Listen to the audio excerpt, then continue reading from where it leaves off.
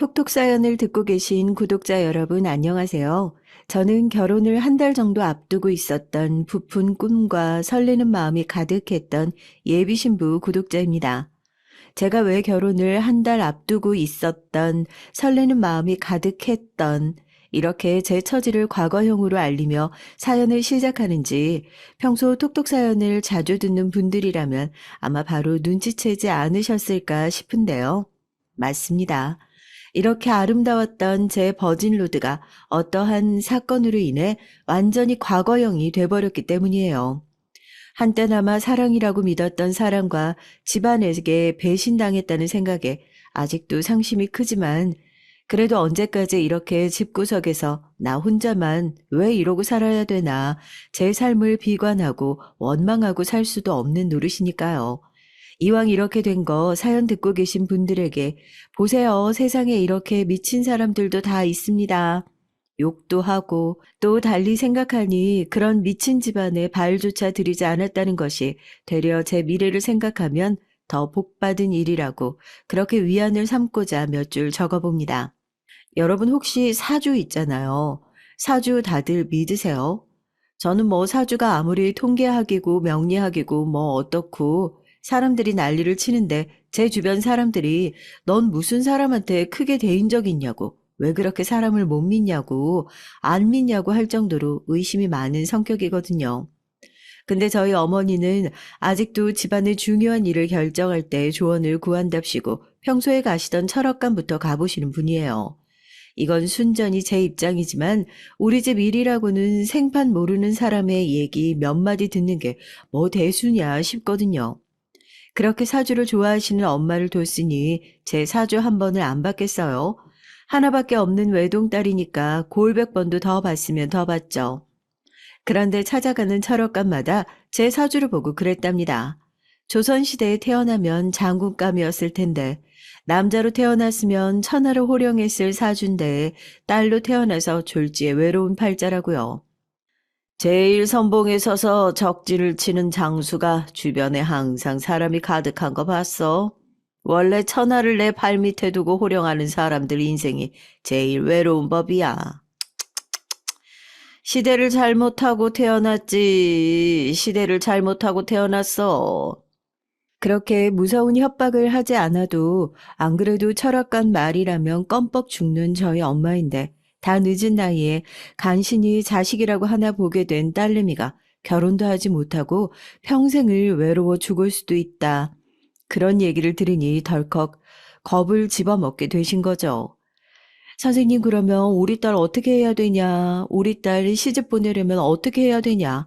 엄마가 꼬치꼬치 캐물었는데 그 선생님이 평소였으면 그럼 이렇게 한번 해봐라 저렇게 한번 해봐라 앉혀두고 막 얘기를 하셨을 텐데 엄마를 붙잡고 그랬답니다. 네 딸은 세상 천지에 있는 사람 믿고 자시고 할 사람도 아니지만 그중에서도 결혼하는 사람은 절대 믿지 말라고요. 방법이고 자시고 그런 수밖에 없다고요.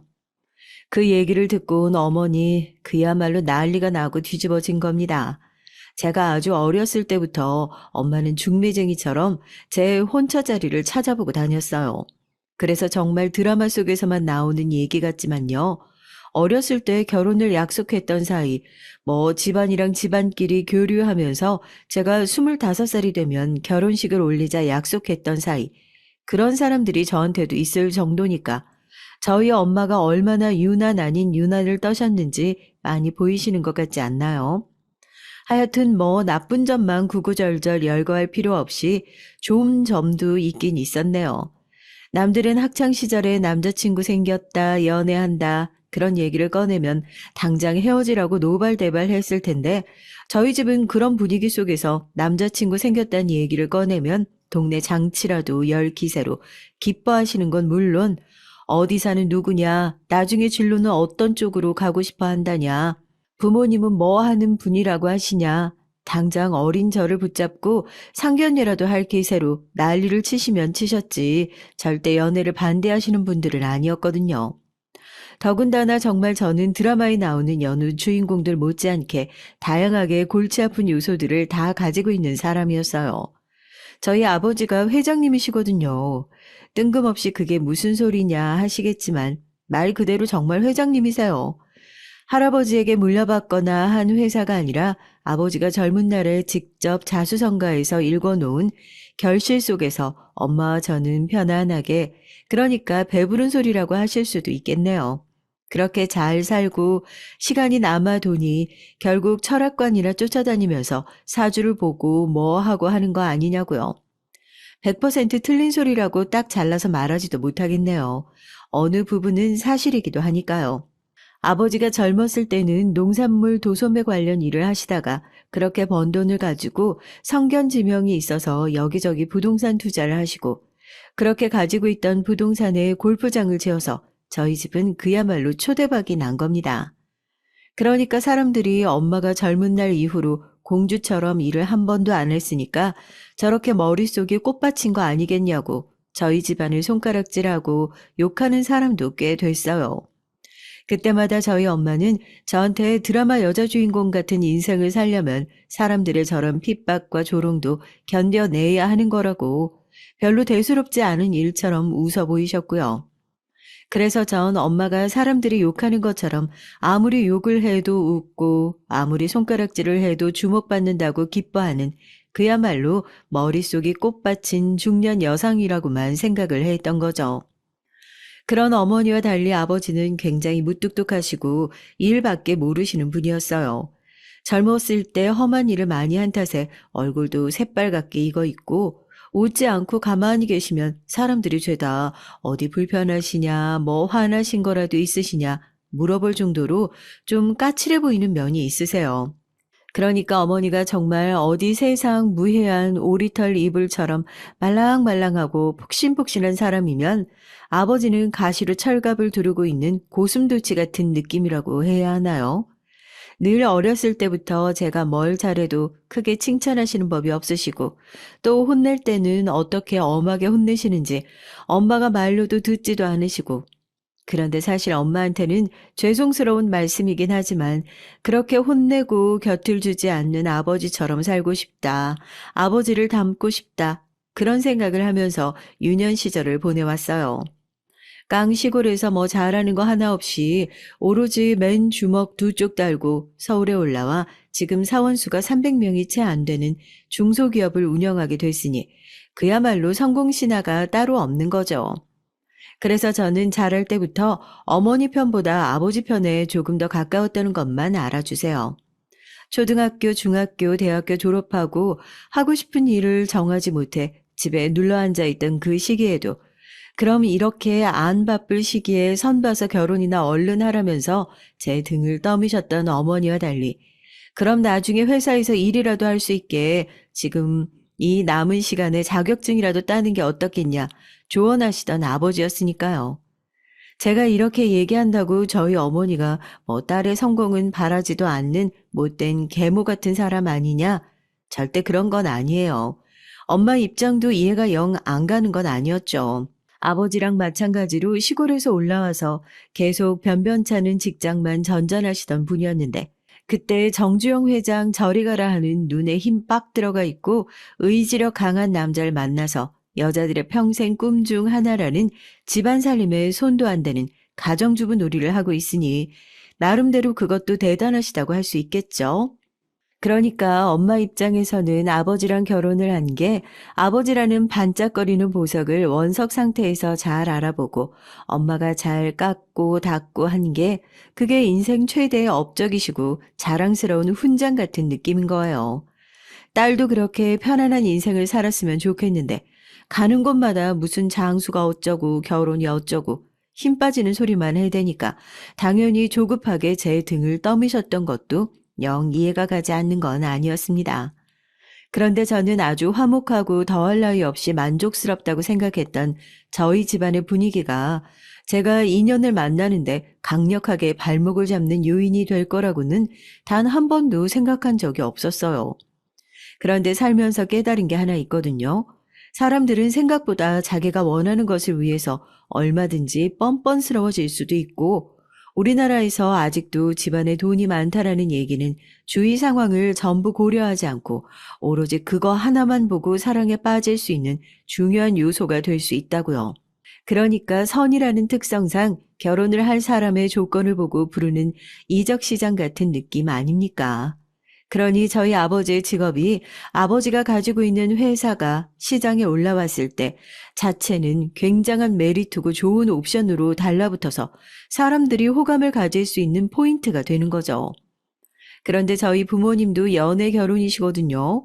제가 왜 또 갑자기 뜬금없이 부모님 얘기를 꺼내냐면 그만한 사랑이 있어야 남편이라고 옆에 끼고 이 사람이 빛날 수 있게 해주기 위해서 갈고 닦고 할 텐데 그런 애정 없이 오로지 제 배경과 집안만 보고 달려들던 남자들은 정작 중요한 제 얘기를 할 때는 동태가 따로 없는 눈을 하고 멍하니 앉아있는 게 그렇게 꼴보기 싫을 수가 없더라고요.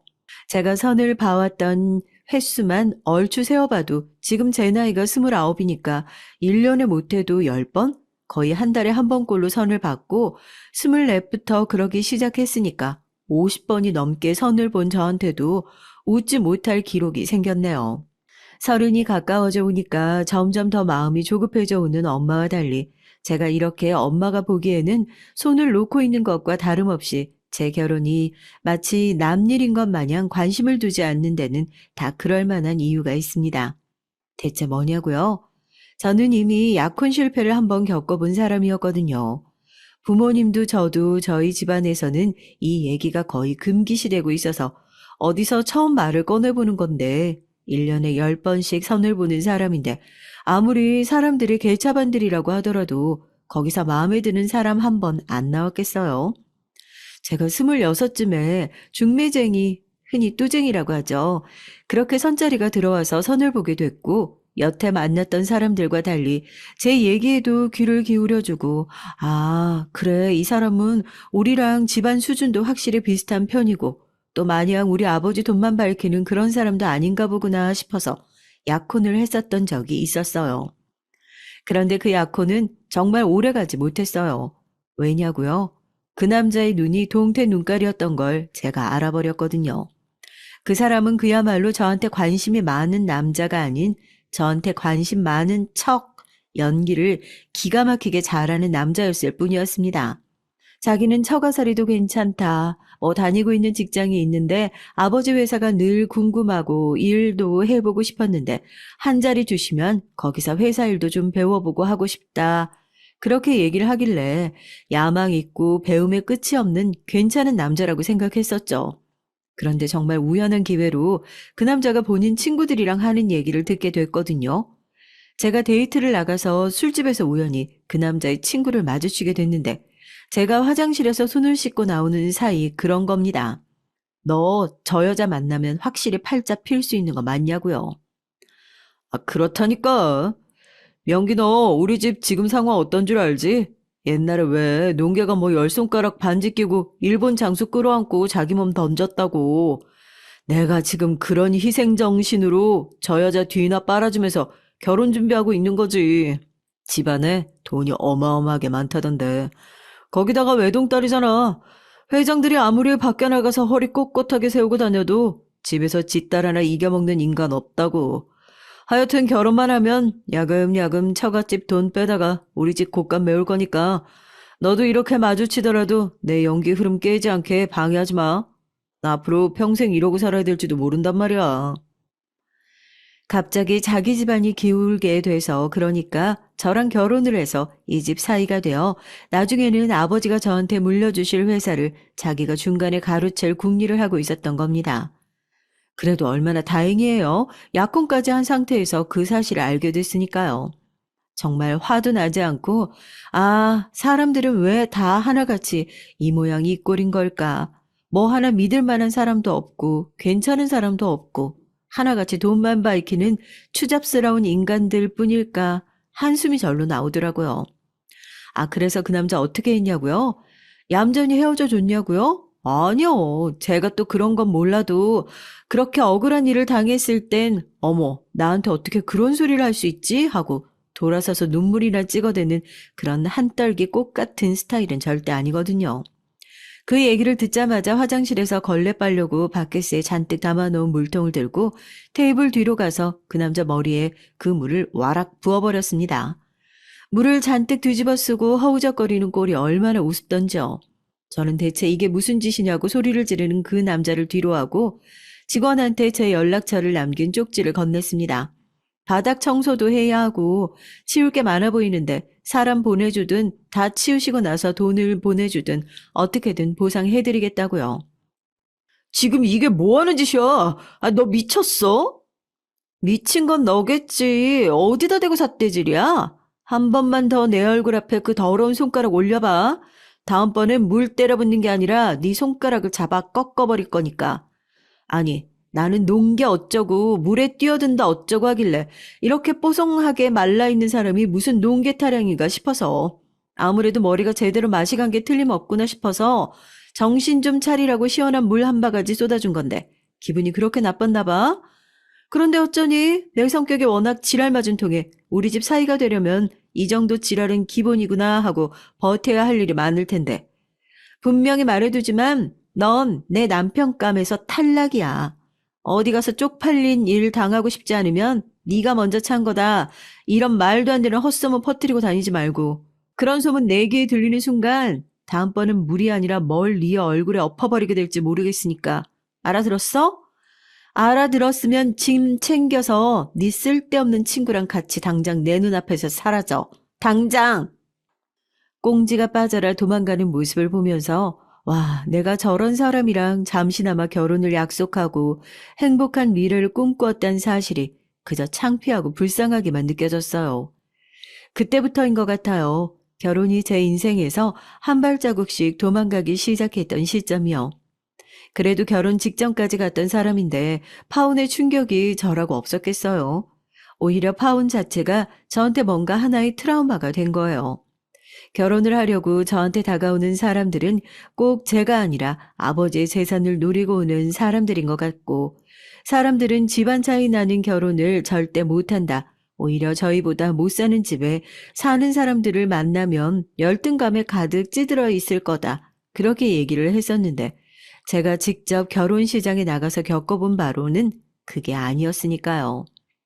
이제는 사람을 만나더라도 그렇게 하나부터 열까지 제 조건만 보고 따지는 사람을 만나는 사람을 만나느니 아예 제 조건조차 모르는 사람들, 아버지가 무슨 일을 하시는지, 제가 어떤 환경에서 자라왔는지조차 모르는 사람들을 만나야겠다 싶더라고요. 그래도 얼마나 다행이에요. 그때까지만 하더라도 제가 결혼을 해야겠다는 생각이 손톱만큼 남아있긴 했네요. 대신 집에 가서 엄마에게 으름장을 놨죠. 이거 보라고. 조건만 따지고 만난 사람들마다 실패하면 접근 방식 자체가 잘못된 거라고요. 엄마가 나를 정말 결혼시키고 싶고 내가 평생 독신으로 늙어가는 꼴을 보고 싶지 않으면 지금부터라도 어디서 저런 말도 안 되는 사람들 선짜리랍시고 중매쟁이한테 물어오는 일 그만둬 달라고요. 이젠 내가 결혼할 사람은 내가 알아서 찾을 거다. 딱 그렇게 엄포를 놨습니다. 혹시라도 파혼 이후에 이제 다시는 결혼을 하지 않을 거다, 독신 선언이라도 할까 싶어 오들오들 떨고 있던 엄마 입장에서는 구미가 당기는 제안이잖아요. 신경 안 쓰고 있으면 내가 알아서 하겠다고 하니까 얼마나 고마워요. 그때부터 저도 지옥 같은 맞선 퍼레이드에서 조금은 해방될 수 있었습니다. 맞선은 둘째 치고 나이가 먹어가면 먹어갈수록 저도 변변찮은 직장이 있어야겠다는 생각이 들더라고요. 여태까지 선을 봤던 사람들이 나를 은근히 무시하고 아버지 후광을 받아가면서 일하는 손 하나 까딱 안 하려고 하는, 그러니까 눈앞에서 대놓고 속여도 모르는 바보 취급을 하는 이유가 전부 제가 제대로 된 직장을 다니지 못하고 있다는 이유라고 생각했습니다. 여러분이 들으셨을 때도 영 틀린 말은 아니잖아요. 아버지가 모 기업 회장이고 엄마도 그 딸도 집에서 놀고 아버지 골프장 가서 골프나 치러 다니고 제가 제 얼굴에 침 뱉는 것 같아 좀 그렇지만 남이 아닌 제가 들어도 그렇게 머리가 텅텅 비어 보이는 여자가 없는데 조건 따져가는 이적 시장이나 다름없는 선자리에서는 고깝게 받겠어요. 절대 그럴 리가 없죠. 그래서 그때부터 제가 잘할 수 있는 일이 뭔지 뭘 할 수 있을지 고민했습니다. 어렸을 때부터 조기 교육으로 한국어, 영어, 중국어, 일본어, 4개국어를 꽤나 능통하게 할 수 있었던 저는 아버지 회사에서 해외 영업부 쪽으로 일을 한번 시작해보고 싶다는 생각을 했어요. 아무리 내 딸이라지만 안 되는 건 안 되는 거야. 회사 생활 경험 하나 없는 애를 덜컥 회사로 데리고 들어와서 뭐 과장에 앉힐 거야, 전무에 앉힐 거야, 뭐 할 거야. 네가 정 그렇게 아버지 회사에서 뭔가 한 자리 맡아보고 싶으면 너도 다른 사람들처럼 공정하게 면접 보고 들어와라. 그렇게 합격하고 엄마 소원대로 결혼도 좀 하고 딱 3년 줄 테니까 그 안에 제대로 성과를 내면 내가 네가 원하는 부서, 원하는 자리에 갈 수 있게 해준다고. 그거 하나는 약속하마. 저희 아버지가 어디 보통 분이시냐고요. 본인 딸에게 제일 엄격하면 엄격했지 절대 딸이라고 회사를 덥석 물려주고 그런 거 듣기만 해도 부러운 얘기는 저한테 절대 일어나지 않았고 그때부터 아침에 눈 뜨면 아버지 회사에 채용 공고 올라왔나 확인하고 이력서 자기소개서도 그때 생전 처음으로 써봤네요. 집에서 아무것도 하지 않는 엄마를 은근히 무시했었는데 엄마는 집안 살림이 흐트러지지 않게 관리도 하고 일종의 집의 최고 관리인 같은 느낌이지 오히려 식충이는 내가 아닌가 생각이 들어서 부끄럽기도 했어요. 이 나이 먹고 이력서도 처음 쓰고 있는 제 모습이 아버지 눈에도 얼마나 한심하게 보였을까 싶기도 했고요. 그래서 합격했냐고요? 네, 합격하긴 했죠. 2번이나 떨어지고요. 요즘에는 채용형 인턴이라고 해서 3개월에서 6개월간 인턴, 그러니까 계약직으로 근무를 하다가 그 인턴 기간이 끝나고 나면 수수평가를 통해서 정규직으로 전환하는 시스템이 생겼다고 하더라고요. 하도 인턴 기간을 다 못 채우고도 관두는 애들도 많고 그 사이에 어떤 결격 사유가 발견될지 모르니까 회사 입장에서는 나름대로 검증할 수 있는 시스템 같은 것을 하나 만들어둔 셈인 거죠. 사람이 도전을 3번은 해봐야 한다고 솔직히 그런 채용형 인턴 과정에서 2번이나 떨어지고 나서 난 정말 아버지 회사에 들어갈 제목이 아닌가 보다. 이렇게 회사에 들어가서는 아버지한테 실망만 안겨드릴 뿐이다 하고 포기하려다. 이대로 또 포기하기엔 제 자존심이 너무 상해서 정말 이 꽉 깨물고 다시 도전을 하고 그렇게 취업 준비를 한 지 딱 1년 만에 채용형 인턴으로 회사에 합격하게 됐어요. 이제는 아버지가 주신 과제 중에서 결혼과 일로서 내는 성과만 남아있는 상황이었죠. 회사를 다니기 시작하니까 그동안 주말마다 어떻게 그렇게 선을 보러 다녔는지 그것도 다 백수고 체력이 남아도니까 가능한 일이었던 것을 깨닫게 됐어요. 나이는 어느덧 30, 그래도 회사 규모가 꽤 큰 덕분에 고령의 인턴이라는 꼬리표는 매연할 수 있었지만 회사 생활이라고는 한 번도 해보지 않은 사람이 매일같이 출퇴근을 하고 야근을 하고 그렇게 회사 생활을 하려니까 그만큼 힘든 일이 또 없더라고요. 팀원들한테도 많이 미안했죠. 초반에는 제가 폭탄 같은 짓을 꽤나 많이 했었거든요. 사람들이 성격이 좋아서 그런지 너그럽게 이해해준 게 참 고마울 따름입니다. 아, 회사에서 저희 아버지의 정체를 아는 사람은 따로 없었냐고요? 아버지의 측근, 그러니까 나름대로 고위급의 간부들과 졸지의 회장의 딸이라는 어마어마한 시한폭탄 같은 사람을 떠맡으시게 된 저희 부서장님 정도만 이 사실을 알고 있었죠.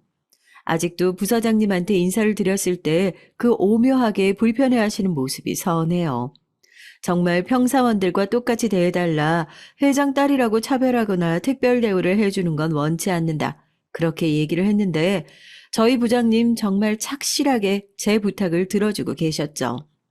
다른 직원들이 괜찮냐고 물어볼 정도로 잘못하면 호되게 깨지기도 하고요. 야근이며 회식이며 뭐 회장 딸이면 가기 싫은 자리 안 가도 되고 그런 줄 아시죠? 그런 거 하나도 없이 제대로 된 인턴 생활을 맛볼 수 있었답니다. 야근을 마치고 같은 팀원들이랑 회포를 푼답시고 술을 마시고 비틀비틀거리면서 집으로 들어와 꿀물을 한 잔 마시고 옷도 제대로 갈아입지 못하고 코를 드르릉 골면서 침대에 누워있는 꼴을 보시면서 엄마는 저러다 애 진짜 시집 못 간다고 발을 동동 구르셨고 아버지는 애가 회사 생활 제대로 하고 있는 것 같다고 이래야 내 딸이라고 뿌듯해 하셨어요.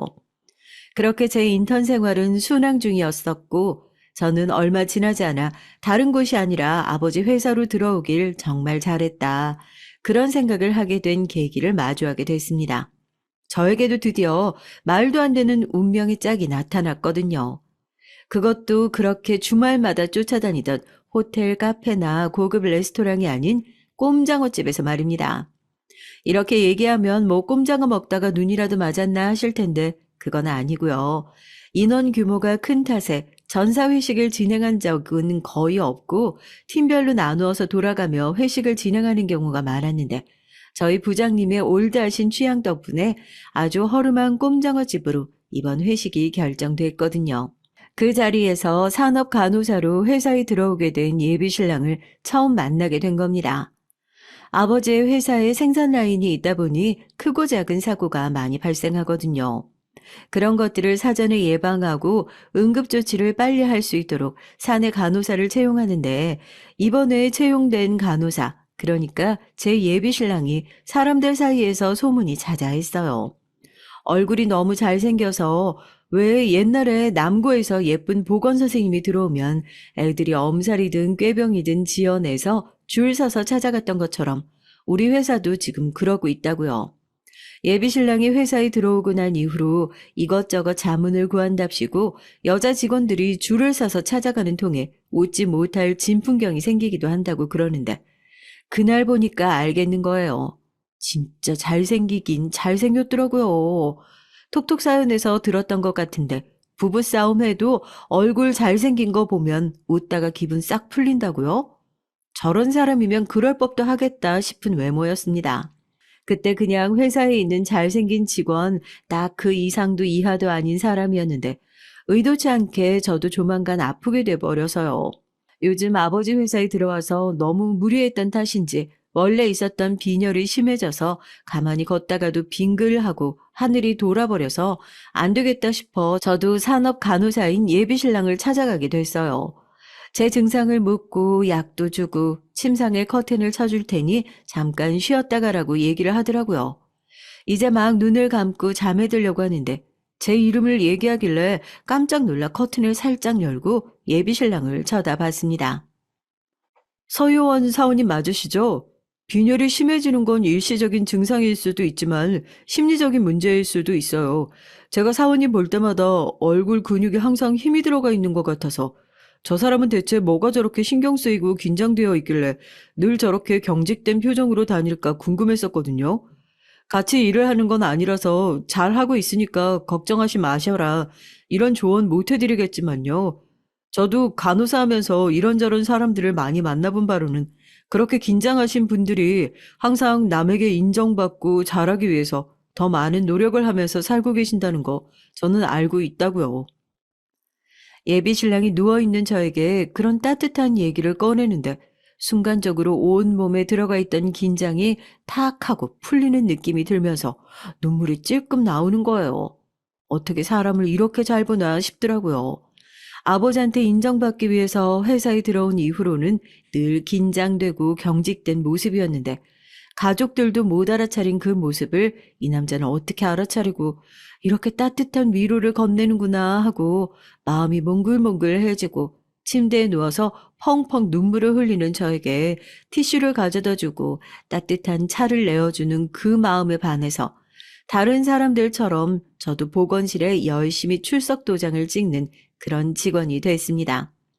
10번 찍어 안 넘어가는 나무 없다더니 아무래도 나이도 비슷하고 생각보다 대화도 잘 통했던 저는 그런 제 꾸준한 추궁거림 덕분에 얼마 지나지 않아 연애를 시작하게 됐고 아무래도 회사에서는 보는 눈이 많으니까 당분간은 서로의 사이를 뭐 부모님 정도를 제외하고는 비밀로 하자 그렇게 얘기를 했죠.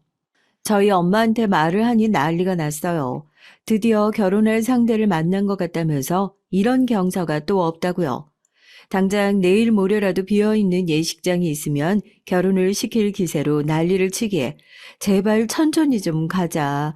우리도 결혼을 전제로 시작한 연애고 상대방이 아버지에 대해서 아무것도 모르고 있는 상태니까 먼저 나서서 섣불리 행동하지 않았으면 좋겠다.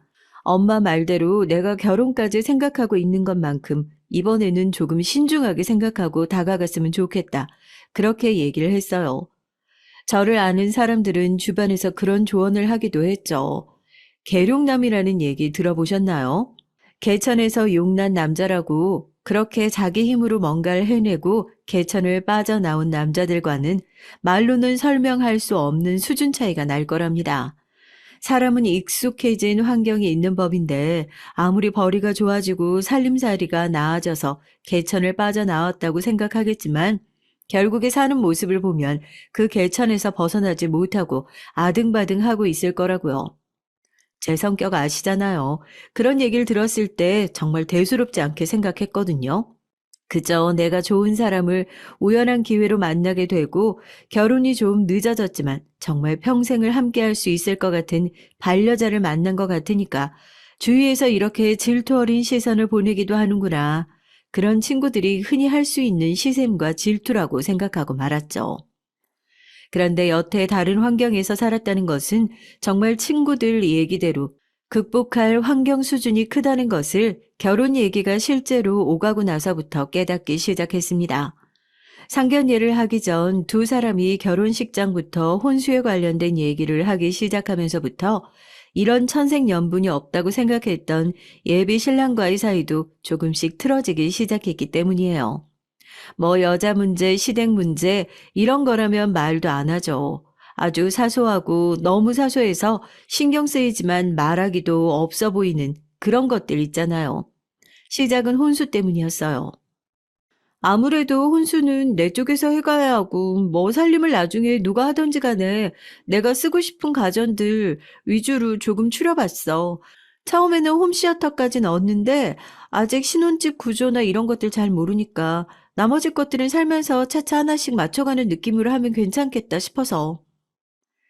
아무리 제가 그동안 결혼을 한 해 만에 했었던 사람이라고 해도 저도 당연히 여잔데 혼수에 대한 로망, 아니 하다못해 결혼에 대한 로망이라도 있지 않겠어요?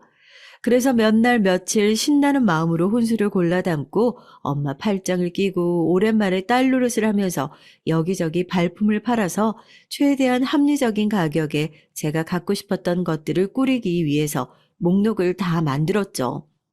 그런데 제 혼수 리스트를 받아든 예비 신랑의 얼굴이 눈에 띄게 구겨지기 시작하는 겁니다. 뭐 특별히 잘못한 것도 없는데 왜 그럴까 했었는데 주머니에서 빨간 펜을 하나 꺼내더니 제가 애써서 작성한 혼수 목록들에 펜을 꾹꾹 누르고 하나씩 목록을 지우는 게 아니겠어요? 제가 지금 이게 뭐 하는 짓이냐 황급히 펜을 뺏어드니까 오히려 본인이 짜증이 난 눈치로 저한테 그러는 거예요. 아무리 그래도 이것들은 좀 과하지 않아? 우리 신혼부부고 나야 정규직이라서 어느 정도 생활이 안정되고 돈을 번다고 쳐도 당신은 아직 정규직 전환도 안 된 인턴이야. 이번에 전환이 될지 안 될지도 모르는 상황에서 결혼을 결정하는 것도 내 딴에는 나름대로 어려운 일이었는데 이 혼수 리스트 너무 과하다는 생각이 들지 않아? 내가 최소한 필요한 것들로 리스트를 다시 만들어 줄 테니까 그걸로 다시 알아봐. 저도 기껏 시간을 내서 알아본 건데 저랑 한마디 상의도 없이 그렇게 자기 마음대로 제 의견을 묵살시키는 모습을 보고 제가 마냥 기분이 좋았을 리가 없잖아요. 그런데 혼수는 그냥 시작에 불과했어요. 남편의 벌이가 그렇게 안 좋은 편도 아니었는데 말끝마다 당신이 아직 계약직이니까 돈을 얼마나 번다고 그 소리를 해가면서 사사건건 제가 정해놓은 것들에서 다운그레이드를 시키자고 말을 하니까 저도 참다 참다 터져버린 거예요. 지금 나랑 우리 집 무시하는 거냐고 저도 맞받아치면서 화를 냈습니다. 말끝마다 계약직이라서 돈을 얼마나 번다고 지금 나 무시하는 것도 아니고 솔직히 기분 나빠.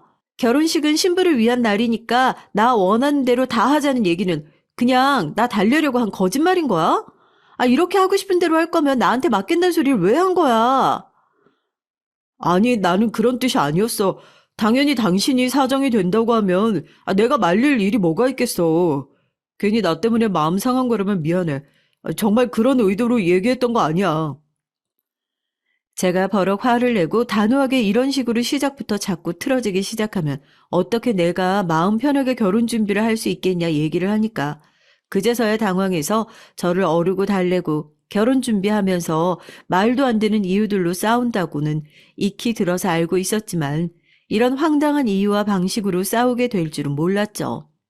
결혼도 하기 전에 다른 문제도 아니고 돈 때문에 눈치를 보고 살아야 하는 게 말이나 되나 싶기도 해서 속으로 이 결혼 정말 다시 생각해보는 게 맞는 걸까 고민하게 됐습니다.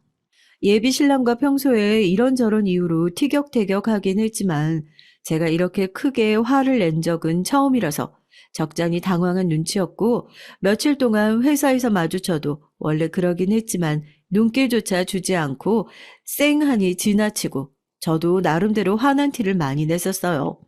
그렇게 며칠 화난 티를 낸 보람이 있었는지 예비 신랑이 먼저 사과를 한답시고 손을 내밀었습니다. 당신이 그렇게 화를 내길래 나도 집에서 생각 많이 해봤어. 이제 막 결혼을 준비하는 시기고 서로 환경이 어떤지도 모르는 상황에서 내가 너무 내 생각만 하면서 얘기를 한 것 같아서 미안해. 내가 말한 적 있지만 어렸을 때 너무 어렵게 컸었거든. 이제서야 좀 살림이 나아졌는데 결혼하겠다고 갑자기 씀씀이가 해퍼지고 할까봐 나도 모르게 조심한다는 게 당신한테까지 피해를 준 것 같아서 괜히 미안하네.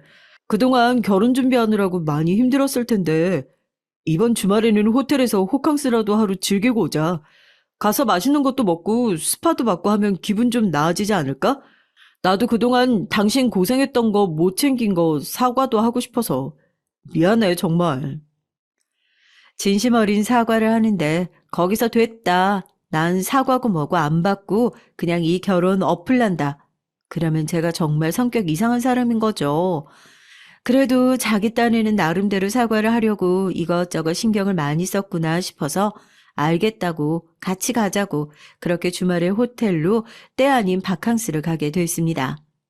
화가 났다는 사실조차 잊을 정도로 호텔에서 보내는 시간은 정말 즐거웠어요.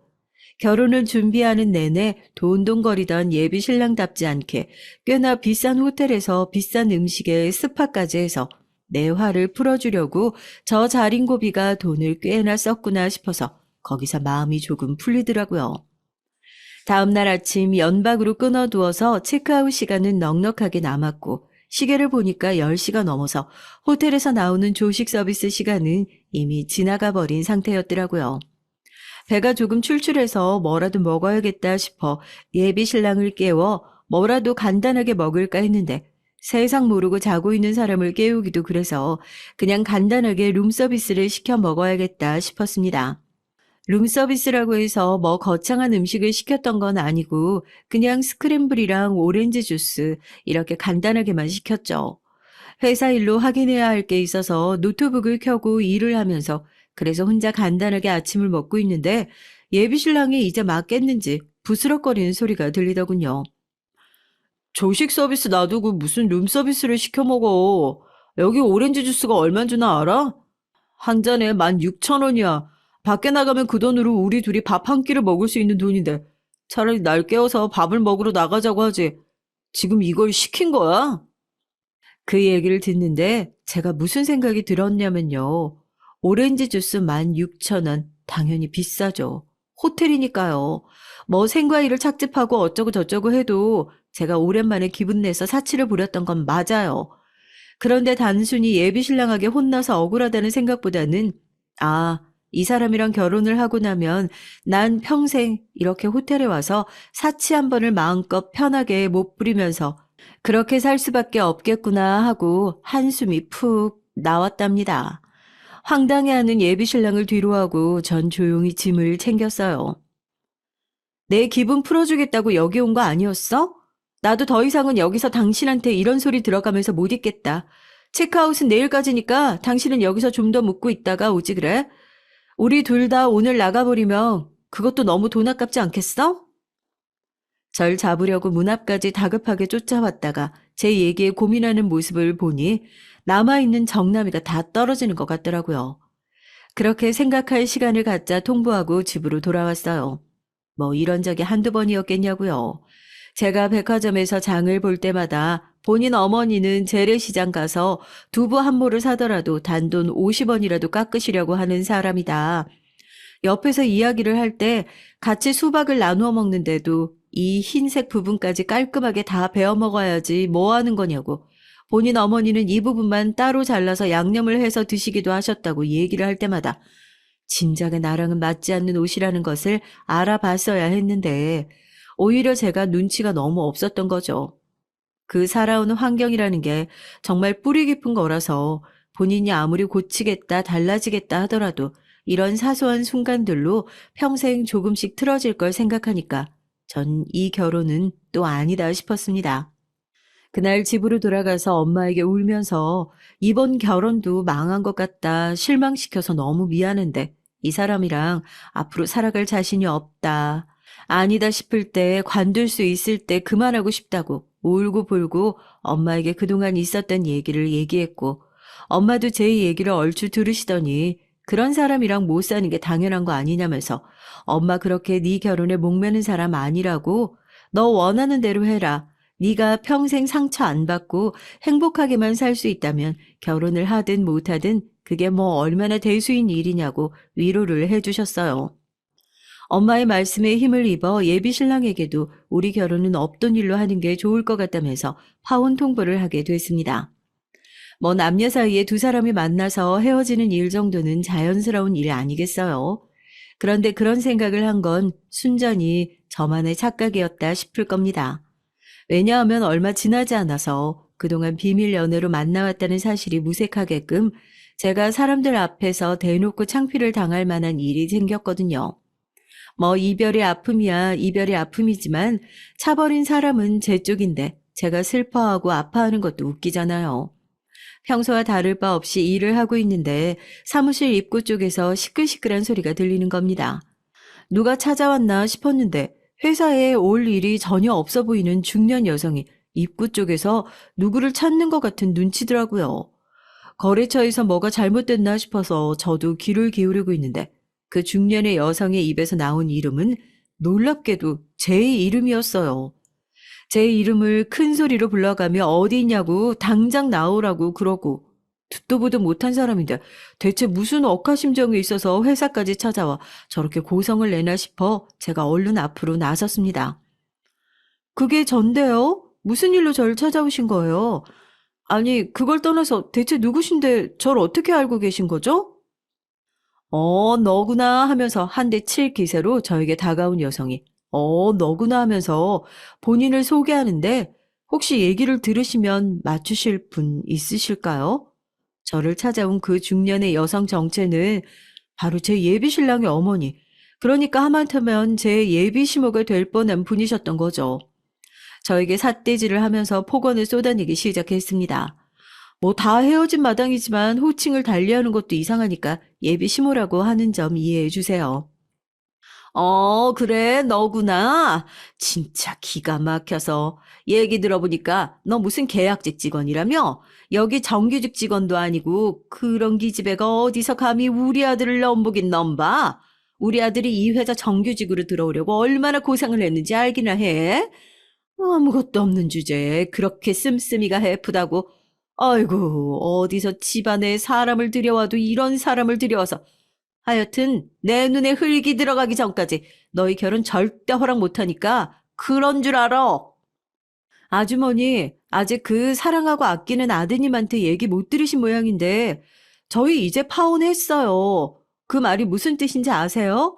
어머님께서 이 회사에 오셔서 저한테 화를 내고 소리칠 권리도 없고 저도 여기 서서 이 창피를 당하고 있을 필요도 없다는 뜻이에요.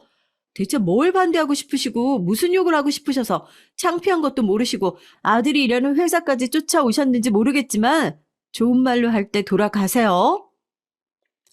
지금 네가 나를 가르치려고 하는 거냐면서 정말 제 머리채를 잡을 기세로 예비 시모가 저에게 달려들었고 뒤늦게 소식을 들은 예비 신랑까지 저희 사무실로 올라와서 본인의 어머니의 만행을 보고 창피하다는 듯이 얼굴을 감싸쥐면서 뜯어 말리려고 뛰어왔죠. 그래도 아직까지 분이 풀리지 않았는지 예비 시모의 난동은 한동안 더 계속됐습니다.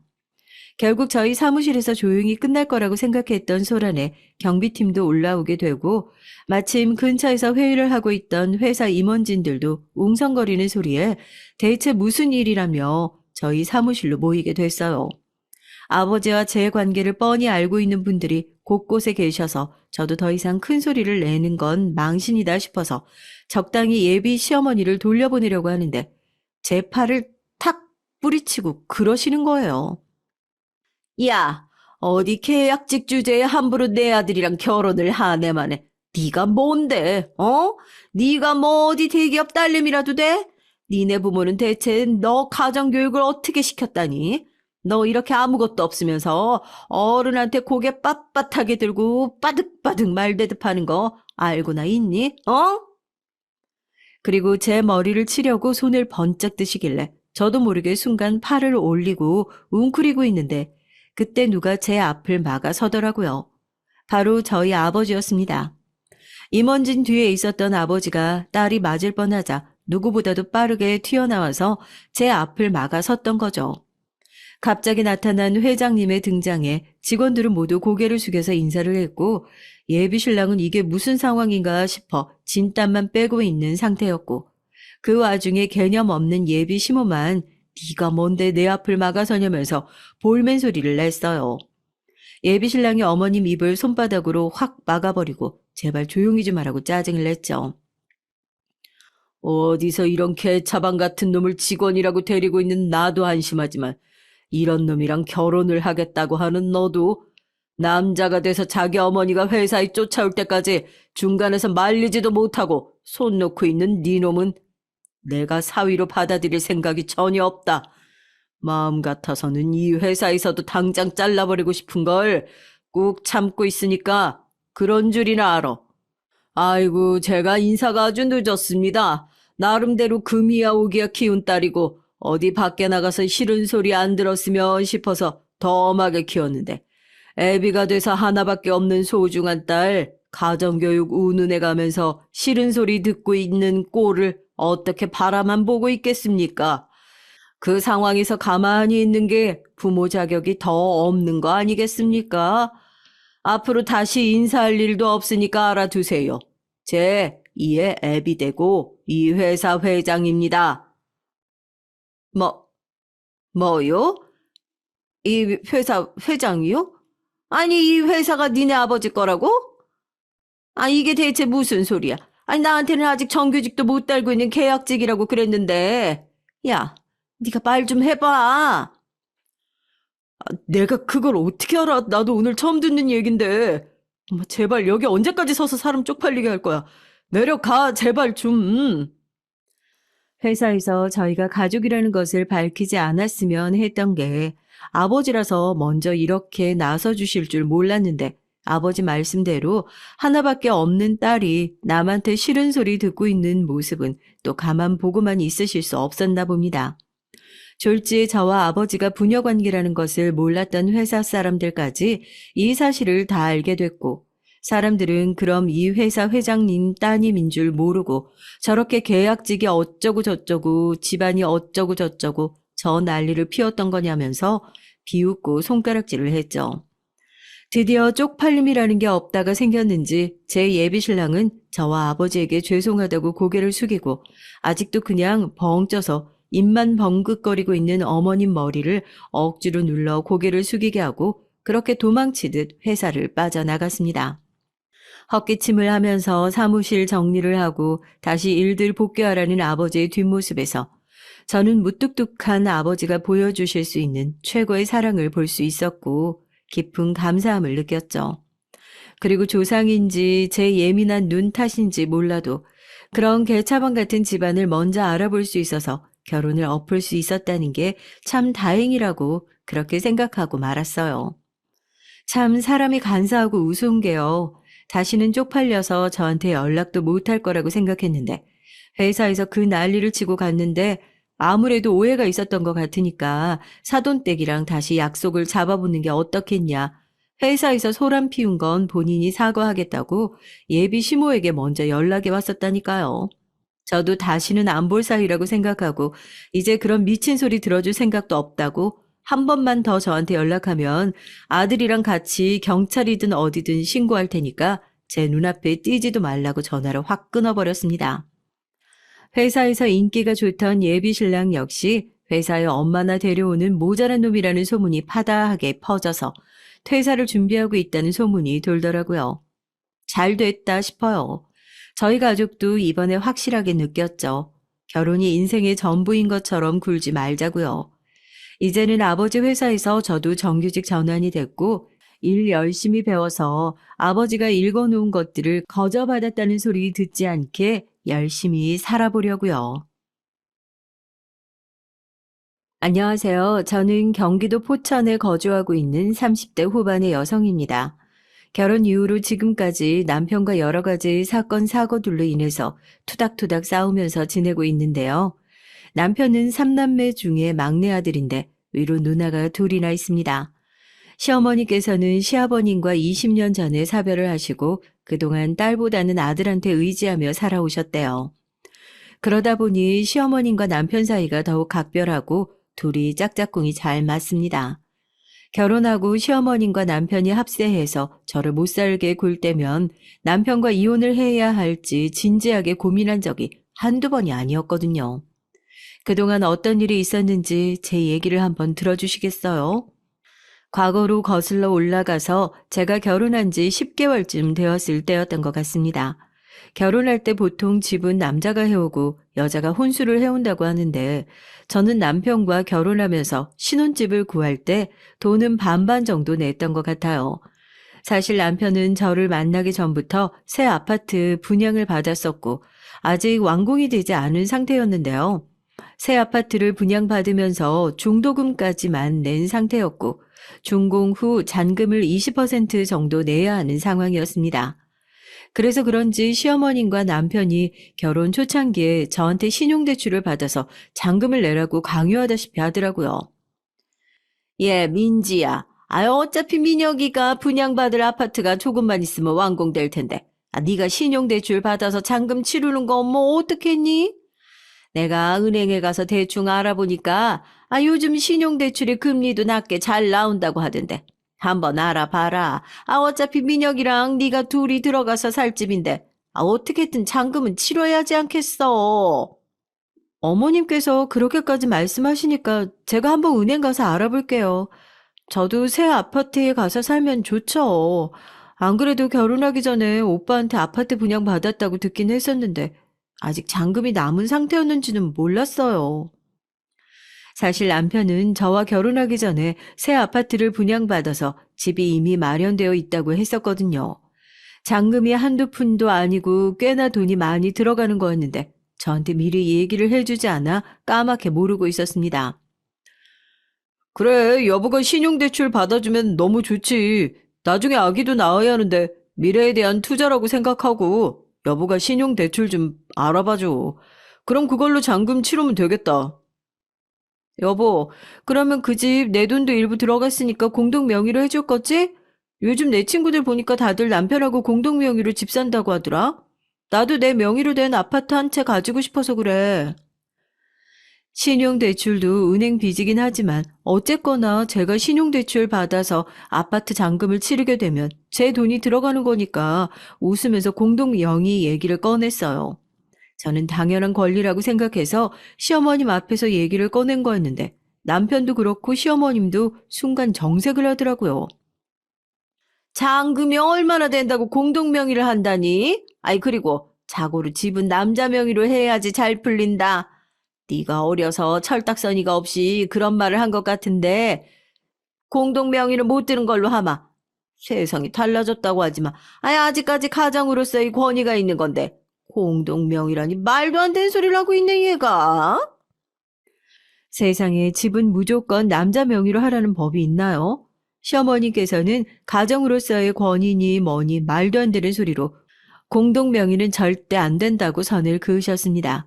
저도 남편과 똑같이 맞벌이를 하면서 돈을 벌어오고 있는 상황에서 제 명의로 은행에서 신용대출까지 받아야 하는 판에 공동 명의를 요구하는 것이 철딱선이 없는 말을 하는 것인지 이해가 잘 가지 않더라고요. 마음 같아선 시어머니께 한 말씀 드리고 싶었는데 그 당시에는 남편과 결혼한 지 얼마 되지 않은 신혼이라서 일부러 말을 아꼈던 것 같아요. 그리고 며칠 뒤 남편이 시어머님과 집에서 통화하는 소리를 우연히 엿듣게 됐어요. 민혁아, 엄마가 하는 말 잘 새겨 들어. 네가 결혼하고 정신을 똑바로 차려야지. 민지 걔 보니까 보통 얘기가 아닌 것 같다. 민지 거를 네 걸로 만들 줄 알아야 돼. 엄마가 하는 말 무슨 말인지 알겠어?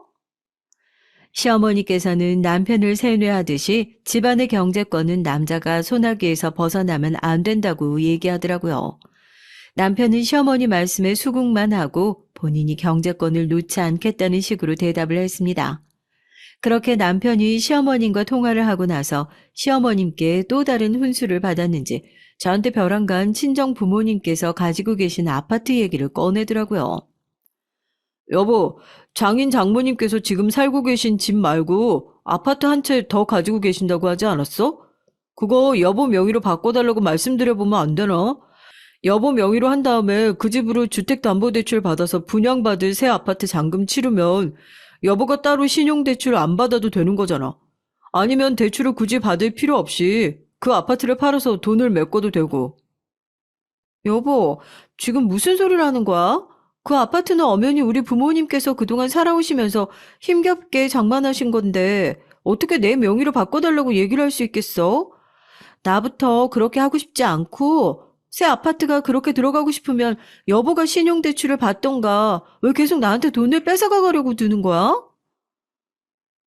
아니 내가 언제 당신한테 돈을 뺏어갔다 그래. 당신 참 말 우습게 한다. 아니 당신은 외동이니까 어차피 장인 장모님께서 가지고 계신 아파트가 당신 거나 마찬가지라고 생각해서 얘기를 꺼내본 거지. 아 싫으면 싫다고 하지 뭘 그런 거 갖고 흥분해서 화를 내냐? 남편과 결혼한 지 1년이 안 된 상황이었는데 저한테 신용대출 받으라고 하질 않나, 부모님 아파트를 제 명의로 바꾸라고 하질 않나. 벌써부터 금전적인 말들이 오고 가니까 연애 결혼이 아니라 매매 결혼 같은 기분이 들어서 남편이 하는 말들이 모두 기분 나빴던 것 같아요. 왠지 계속 시어머님과 남편이 저한테 돈을 빼먹으려고 드는 것 같았는데 제가 과민 반응을 하는가 싶다가도 까놓고 생각해보면 제가 그렇게 남편이 말한 대로 돈을 퍼주고 나면 나중에 이혼했을 때 저만 낙동강 오리알 신사가 되는 게 아닌가 싶더라고요. 여보가 정 그렇게 새 아파트 분양받고 싶으면 내가 신용대출 받아줄게. 대신 예전에 내가 말한 대로 공동 명의로 해줘. 그게 내 조건이야. 저는 남편 뜻대로 전혀 움직이고 싶지 않았지만 당장 이혼을 할 게 아니라면 지금 살고 있는 집보다는 새 아파트로 분양을 받아 이사를 가는 편이 좋을 것 같다는 생각이 들었고 신용대출을 받겠다고 얘기를 했어요. 물론 아무런 조건 없이 신용대출을 받는 건 아니고 공동 명의를 해주겠다는 전제하에요. 아파트 잔금을 치를 날짜가 다가오기도 했고 남편도 제가 신용대출을 받는 방법밖에는 잔금을 치를 수 있는 묘안이 없다고 생각했는지 제가 제시한 조건에 승낙을 했습니다. 결국 분양받은 아파트를 공동 명의로 올릴 수 있었고 시어머님께서는 아직까지 그 사실을 전혀 모르고 계세요. 지금이라도 아신다면 노발대발 하실 게 뻔할 것 같네요. 저희 친정집은 자식이 저밖에 없었기 때문에 부모님께서 저를 애지중지 키워주셨어요. 제가 첫째 아들을 임신했을 때 친정 엄마께서 암으로 돌아가셨습니다. 제가 임신한 상태라서 그런지 몰라도 엄마가 돌아가시니 그 상황을 받아들이는 게 쉽지가 않더라고요. 엄마에 대한 그리움에 사무쳐 힘들어하고 있는데 이상하게 그때부터 남편과 더 자주 싸우게 됐던 것 같습니다. 친정 엄마가 돌아가시고 아빠도 많이 힘들어하셔서 출산 직전까지 2주에 한 번씩 친정집에 자주 들러서 아빠와 시간을 보내고 노력했는데요.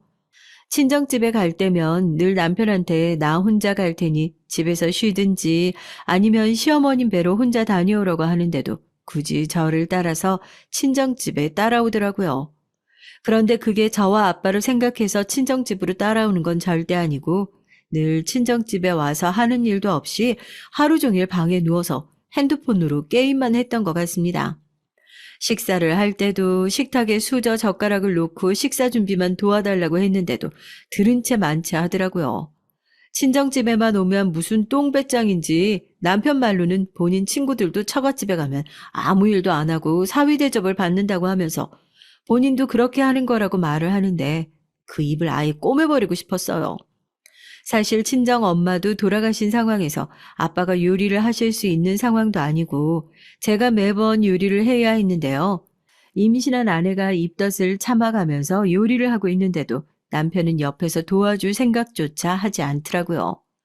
친정집에서는 늘 핸드폰 게임한다고 정신이 팔려서 몇 번이나 불러야지 식탁에 앉았고 밥을 먹으면서도 짜증내는 소리만 해댔습니다. 아버님, 민지가 만든 반찬 너무 짜지 않아요? 장모님께서는 요리 정말 잘하셨는데 민지가 장모님은 전혀 닮지 않았나 봐요. 남편은 늘 이런 식으로 밥을 먹을 때면 저희 집에서뿐만 아니라 친정집에 와서까지 불평불만을 해댔습니다. 친정 아빠는 이런 남편을 막내 아들이 투정 벌이는 것 마냥 오냐오냐 하면서 귀여워해 주셨고요. 이서방, 나도 사실 우리 딸이 만들어준 거긴 하지만 맛이 없긴 하네. 그래도 가족들 먹이겠다고 열심히 요리를 한 거 보면 기특하고 대견하지 않나? 맛이 없더라도 눈 꼭 감고 맛있는 척 하면서 먹어줘야지. 어쩌겠나? 이런 와중에 남편은 식사가 끝날 때까지 혼잣말로 투정을 부리면서 아빠와 제가 아직 식사 중인데도 버릇없이 본인 식사를 다 하면 먹던 그릇은 식탁 위에 그대로 두고 다시 방에 들어가 누웠어요. 그리고 주말에 아빠 모시고 기분 전환할 겸 어디 나가려고 하면 사람 많아서 밖에 나가기 싫다고 하면서 친정집에 따라오지 말라고 하는데도 굳이 친정집까지 따라와서는 밖에 나가려고 하면 누워서 나가기 싫다고 시위를 하더라고요.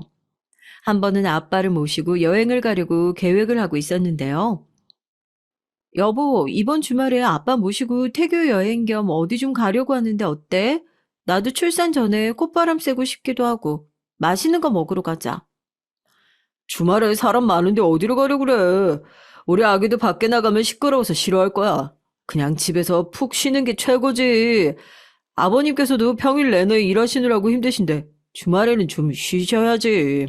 전 그렇게 여행 가고 싶으면 아버님하고 둘이서 다녀와. 저희 친정 아빠는 레미콘 기사신데요. 사실 일을 그만두셔도 될 정도로 노후 준비를 미리 해두신 상태였는데 60세까지만 일을 하시고 그만두려고 하다가 엄마가 돌아가시면서 적적한 마음을 달랠 겸 일을 계속하고 계셨습니다. 남편 말대로 아빠가 일을 하시느라 피곤하실 수도 있지만 여행을 좋아하셔서 엄마가 살아계실 때 자주 다녔던 터라 여행 계획을 세웠던 건데요. 남편은 끝끝내 귀찮다는 핑계로 여행을 가지 않았고 아빠와 단둘이서만 태교 여행을 다녀왔습니다.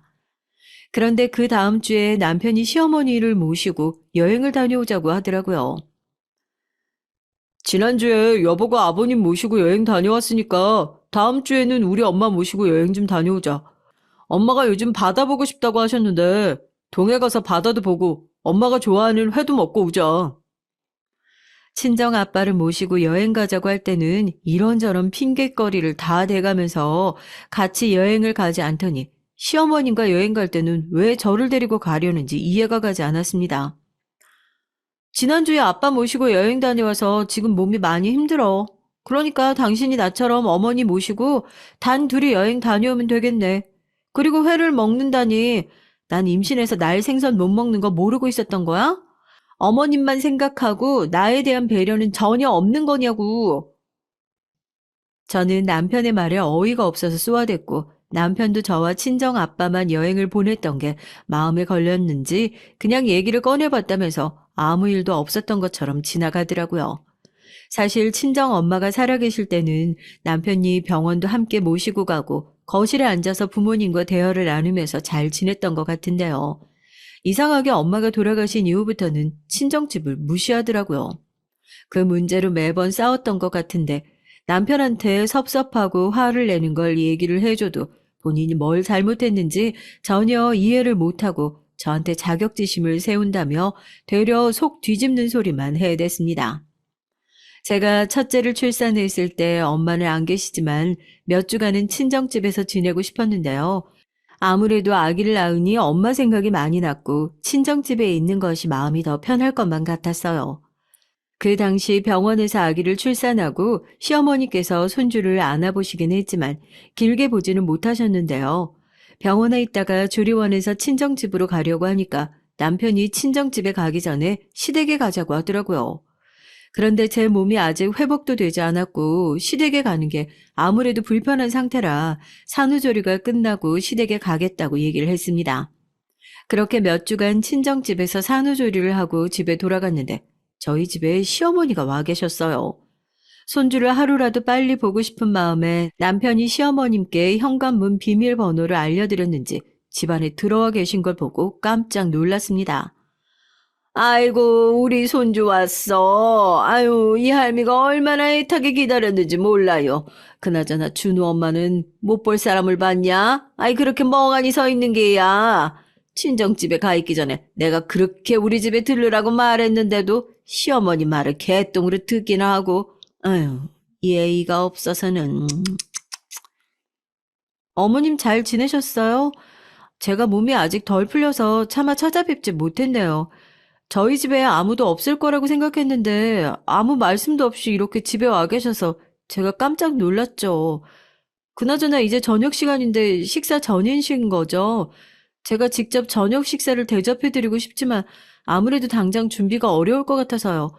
오빠하고 밖에 나가서 맛있는 거 드시거나 드시고 싶은 거 말씀해 주시면 제가 배달시켜 드릴게요. 저는 출산 후 오랜만에 집에 와서 정신이 없었고 아기 돌보는데 급급해서 시어머님을 마주하는 게 준비가 안 되어 있었어요. 그래도 오랜만에 뵌 시어머님께 최대한 예의를 갖춰 말씀드린 거였는데 시어머님께서는 조리원에서 바로 시댁을 방문하지 않았던 게 계속 못마땅하셨는지 저한테 말을 비꼬아 한마디 하셨습니다. 예, 내가 이 말을 할까 말까 망설였는데 다른 며느리들은 안 그런다. 친정집에 사부인이 있는 것도 아니고 어차피 사돈은 일하러 나가는데 혼자서 산후조리를 해야 하는 상황에서 굳이 친정집을 고집해서 가느라고 시댁에 방문조차 하지 않았다는 거니? 나도 애를 셋씩이나 낳았지만 산후조리라는 걸 해본 적이 없다. 아기 낳은 게 뭐 그리 대단한 일이라고. 내가 이렇게 직접 집까지 찾아왔으면 감사한 마음에 없는 반찬이라도 직접 식사 준비를 하는 척 노력이라도 해야지. 배달 음식이 말이나 되냐? 다른 며느리는 어떤지 몰라도 저는 안 그래요, 어머님. 진작에 오빠와 출산하기 전에 아기 낳으면 친정집에 가서 산후조리하는 걸로 계획 잡아두었던 거라 어쩔 수가 없었네요. 방금 말씀해 주신 것처럼 산후조리가 필요 없다고 생각하시니까 제가 시댁에 간다고 해서 산후조리하는 거 도와주실 것도 아니었잖아요. 이렇게 집에 오랜만에 와서 정신없는 상황 속에서도 어머니께서는 저한테 식사 준비하라고 하시니까 제가 시댁에 갔으면 산후조리를 제대로 못했을 게 불보듯 뻔해서 그래서 그런 거니까 너그러이 이해해 주세요. 지렁이도 밟으면 꿈틀한다고 아무리 친정집에서 산후조리를 하고 왔다고 해도 아직 몸이 덜 풀린 상태였는데 시어머님께서 저한테 아기 낳아서 고생했다는 말은커녕 불평불만만 늘어놓으시니 기분이 나빠 저도 한 소리 했어요. 제가 그렇게 발끈하는 모습을 보고 그 이후로는 시어머님께서도 잔소리 하시는 걸 자제하는 듯 보였습니다. 한 번은 제가 돌아가신 친정엄마 생신날이 다가와서 남편한테 납골당에 같이 가자고 했더니 남편이 가기 싫은 듯이 온갖 핑계를 다 대더라고요. 장모님 생신이라고 미리 얘기를 해주지. 아유, 그날 저녁에 친구들 모임이 있어서 그 전까지 쉬어야 할 것 같은데. 이번에는 장인 어른이랑 둘이 다녀오면 안 돼? 납골당이 코앞이라면 몰라도 거리가 꽤 있는데 왔다 갔다 하면서 저녁 약속 시간에 늦을 것 같아서. 납골당에 몇 시간 동안 죽치고 앉아있는 것도 아니고 잠시 함께 다녀와서 엄마한테 인사만 드리고 오면 되는 것인데 그걸 귀찮다며 누워서 납골당에 함께 가기 싫다고 말하는 남편에게 섭섭하게 느껴지더라고요. 아무리 돌아가신 분이라지만 가족으로서 챙길 건 챙겨야지 어쩜 저렇게 뻔뻔하게 본인 생각만 하는지 정말 이기적으로 느껴졌습니다. 그래, 여보가 납골당에 안 가는 대신에 나도 앞으로 시댁 제사에 참석 안 할 거니까 그렇게 알아도. 그동안 나도 개인적인 스케줄을 고려해서 시댁의 제사에 참석하든지 말든지 했어야 했는데 너무 의무적으로 매번 갔던 것 같다. 나도 앞으로는 마음대로 할 테니까 그렇게 알고 이번에는 내가 아빠 모시고 둘이서만 다녀올게. 남편은 제가 하는 말을 귓등으로 들었는지 알았다고 하며 결국 납골당에는 함께 가지 않았습니다. 그리고 시간이 지나 시댁 제삿날이 다가왔는데요. 제사 당일에 저한테 음식 준비를 하러 시댁에 몇 시쯤에 갈 거냐고 물어보더라고요. 엄마한테 전화가 왔는데 몇 시쯤 건너올 거냐고. 재료 준비는 다 해놔서 몸만 와서 만들기만 하면 된다고. 당신 보고 얼른 집으로 오라고 하시는데? 난 회사 업무 정리할 게 좀 남아있어서 당신이랑 같이는 못 갈 것 같고 제사 모시기 전까지는 갈 테니까 당신이 먼저 엄마 집에 가 있어. 내가 분명 지난번에 당신한테 말했을 텐데? 시댁 제사에 앞으로 안 갈 거라고 했었잖아. 지난번에 당신도 엄마 생신 때 낙골당 끝까지 안 가겠다고 해놓고서는 그때 당신이 선택한 일이니까 나한테 시댁 제사에 가라고 강요하지 말고 이제부턴 당신 혼자서 갔으면 해. 남편은 제 말이 기가 막히나는 듯이 벙찐 표정으로 바라봤는데요. 저는 그러거나 말거나 그때만큼은 남편한테 본때를 보여주기 위해서라도 시댁 제사에 가지 않기로 굳건하게 결심했었고 결국 남편도 본인이 자초한 일이 있으니 투덜대면서 혼자서 시댁에 갔어요. 그리고 남편 혼자 시댁에 가자 시어머니께 곧바로 전화 한 통이 걸려왔습니다.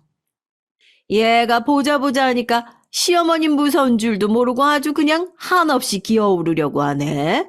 시댁 제사가 우습게 보이냐? 어?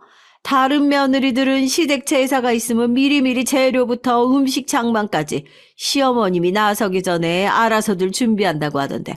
아, 너는 내가 아주 상전처럼 떠받들어 모셔야 하는 거니? 어디서 감히 지 마음대로 시댁 제사를 못 오겠다면서 남편을 혼자서만 보내고 있어? 저는 시어머니 말씀이 해도 해도 너무하다는 생각이 들었는데요. 매번 말씀하실 때마다 다른 며느리들이 정말 그런지 몰라도 꼭 비교를 하시더라고요.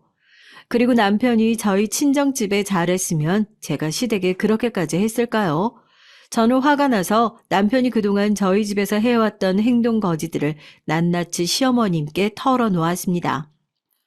어머님께서 매번 저를 다른 며느리들과 비교하시는데 어머님 아들이 저희 집에서 어떻게 해왔는지 진작에 알고 계셨더라면 그렇게까지 말씀 못 하셨을 거예요.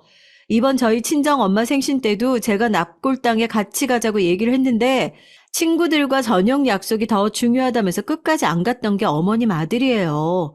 저희 집에 갈 때마다 사위 노릇은커녕 철딱선이 없는 막내 아들처럼 방에 들어가서 누워서 핸드폰 게임이나 하고 앉았고 제가 어머님 댁에서 똑같이 행동했으면 저한테 버릇없다, 가정교육 못 받았다 이런 소리부터 하시지 않았겠어요? 나는 또 무슨 소리라고. 예, 남자 여자가 각자 자리에 맞는 일이 따로 있는 거지. 아, 이렇게 융통성이 없을까? 민혁이가 범죄를 저지른 것도 아니고 잘못한 것도 없는데 너 매번 이런 식으로 사람을 잡는 게냐? 별것도 아닌 일 가지고 민혁이를 잡고 시댁 제사에 참석 안 하겠다고 난리를 쳐서 시어머님이 이렇게 직접 전화까지 하게 만들고 참 대단한 며느리 납셨네 그래. 저는 그동안 남편한테 쌓였던 분노에 대해서 시어머님께 미주알고주알 이야기를 하고 있는데 시어머님은 계속 별것 아닌 것 마냥 반응을 보이시니 화가 더 차올랐던 것 같아요. 그리고 저는 그 이후부터는 시어머님과는 도무지 대화가 통하지 않는다고 생각해서 시어머님으로부터 오는 연락들을 잘 받지도 않게 됐습니다. 그리고 가장 최근에 있었던 일인데요. 저희 5살 아들 생일 때 터진 사건이에요. 아들 생일을 가족끼리 조촐하게 보내려고 했는데 남편이 최근 들어 시어머님께서 근심 걱정이 많아 보인다면서 시어머님만 초대해서 함께 식사를 하자고 제안을 하더라고요. 마음에 내키진 않았지만 시어머님이 심경에 쓰여서 남편의 제안을 수락했습니다. 사실 그 전달에 남편 생일로 인해서 시댁 식구들이 모두 함께 모인 적이 있어서 이번에는 다 같이 모이고 싶지 않았는데요. 갑자기 저희 아들 생일이 다가오자 시누이들이 남편한테 어머님과 함께 가족들을 데리고 저희 집으로 오겠다며 얘기를 했다고 하더라고요. 그러면서 남편이 이미 시댁 식구들 모두 초대했다고 말을 하는데 어이가 없어서 한 소리 했습니다.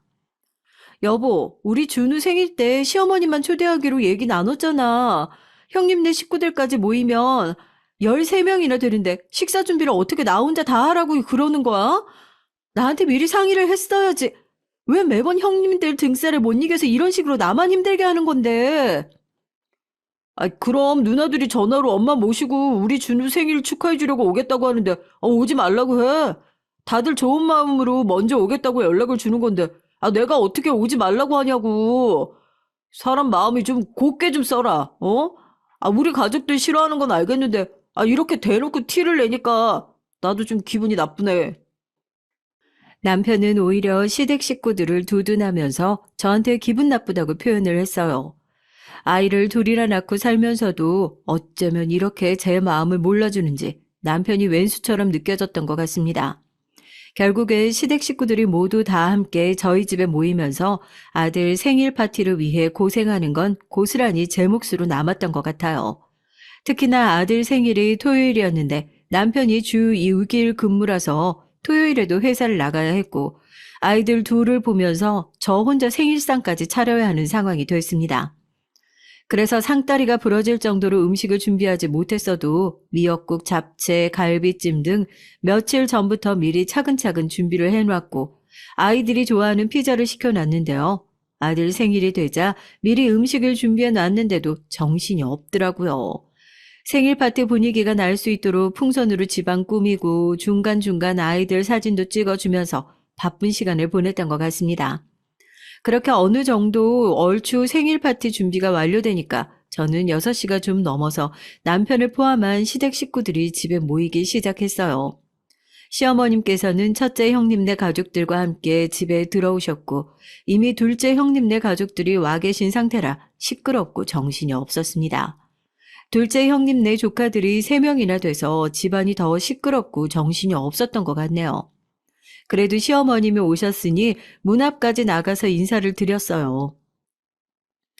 어머님 먼 길 오시느라 고생 많으셨죠? 날도 많이 추운데 집 안으로 들어오세요. 시장하실 텐데 제가 얼른 식사 준비할게요.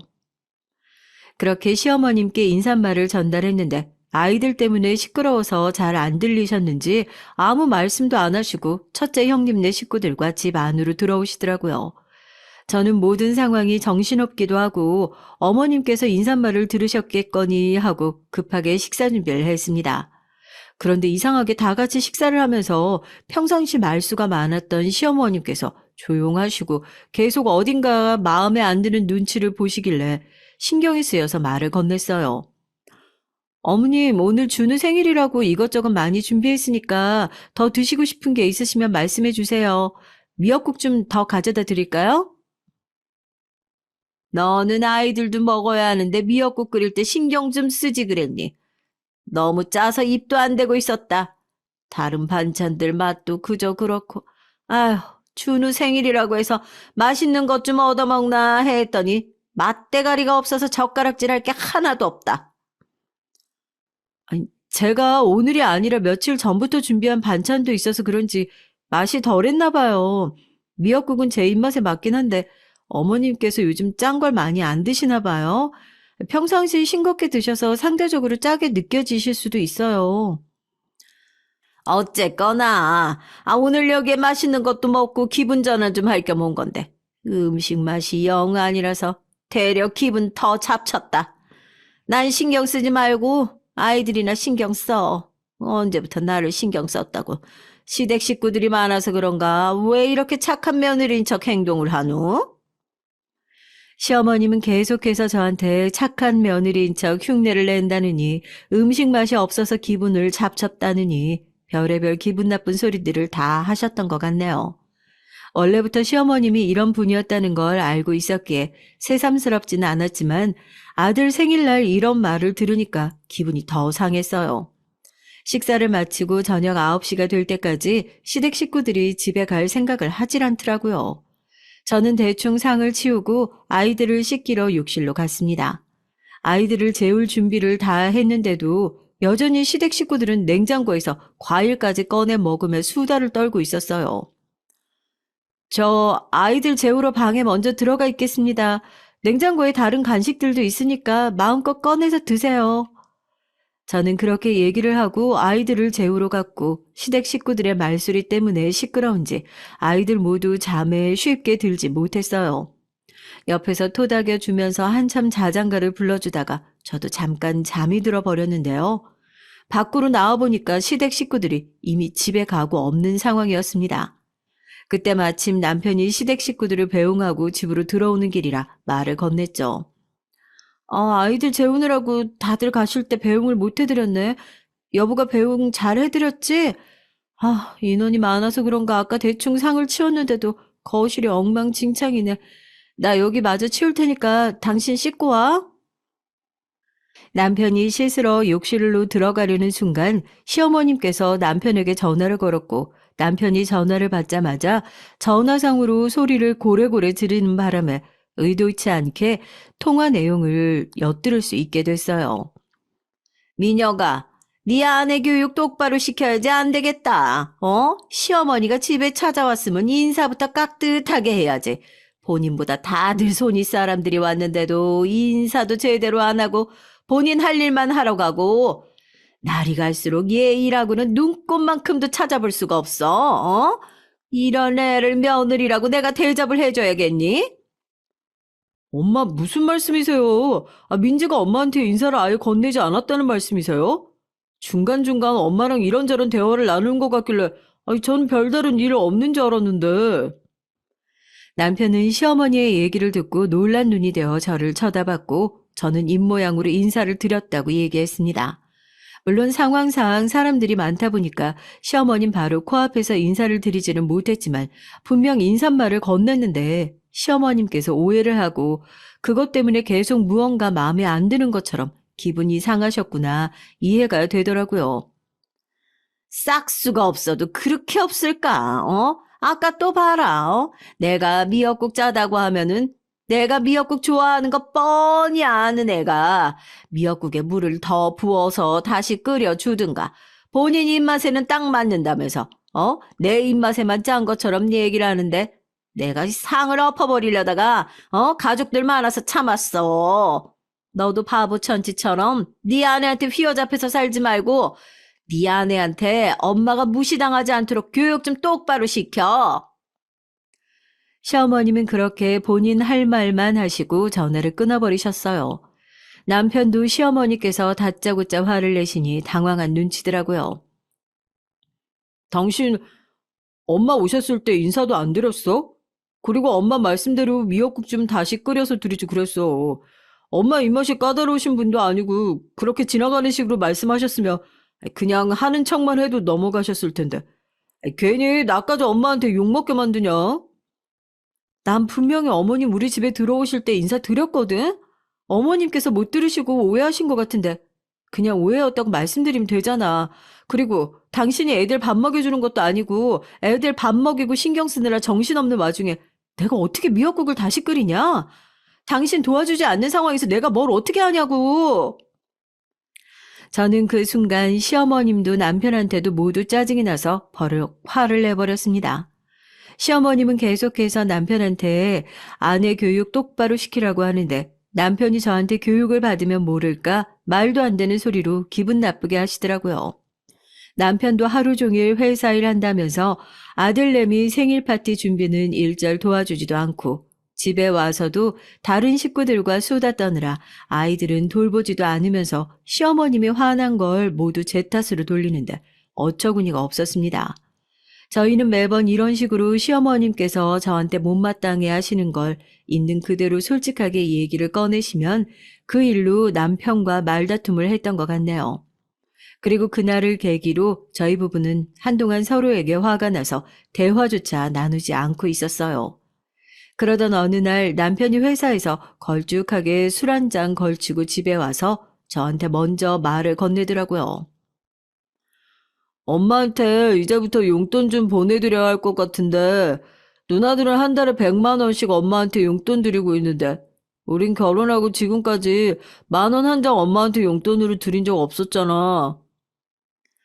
저희는 신혼 때 분양받은 아파트 잔금을 치르고 돈이 없기도 했지만 남편과 제가 벌어오는 돈으로는 살림이 빠듯해서 그동안 양가 부모님께 용돈을 드리고 있지 않았는데 신우들은 부잣집에 결혼을 가서 상대적으로 여유가 넘쳐 흘렀고 월 100만 원씩 시어머님께 용돈을 주더라도 살림살이에 큰 지장이 없었어요. 사실 남편과 서로 협의를 해서 부모님 용돈을 드리지 않기로 결정한 거였는데 벼랑간 갑자기 시어머님께 용돈을 드리자고 얘기를 꺼내더라고요. 엄마가 지난번 준우 생일 파티 때 뿔이 나신 게 아직 안 풀리셨는지 나한테 다시 전화가 와서는 딸들은 알아서 용돈 챙겨주는데 우리는 왜 여태까지 용돈 한 번도 안 주는 거냐고 따지시더라고. 그러면서 용돈은 안 주는 이유가 민지 때문이냐. 민지가 시어머니한테 용돈 한 푼도 못 주겠다고 나한테 얘기를 했냐 등 지난번처럼 오해를 하시길래 그냥 용돈 좀 챙겨드리려고 하는데 어떻게 생각해? 사실 저는 시어머님께서 형님들한테 넉넉하게 용돈을 받고 있기도 하시고 친정 아버지의 경우에는 아직까지 직접 경제활동을 하고 계시기 때문에 용돈이 필요 없다고 생각하고 있었어요.